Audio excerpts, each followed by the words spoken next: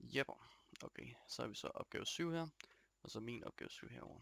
Så har vi A i opgave 7, det er at lave et XY-plot ud fra dataen af filen motorvej og bestemme en lineær regressionsmodel. Kx lige med AX plus B. Selvfølgelig en lineær regression. Vi har fået dataen herover. Det er den, jeg har sat ind her. Med alle de forskellige data ind i plottet. Og så derud fra det er der lavet en regressionsligning,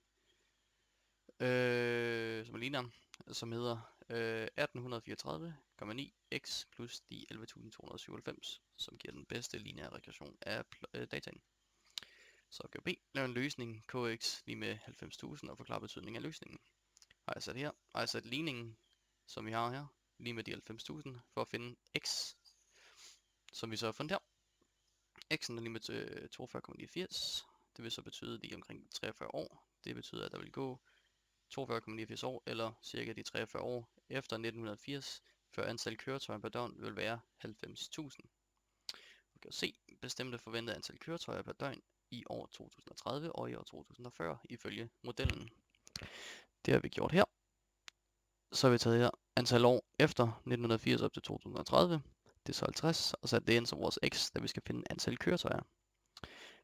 Det vil så sætte ind her, og det har vi fået til 103.092. Det betyder efter 50 år efter 1980, hvis der vil køre de 103.092. Så skal vi finde det i 2040.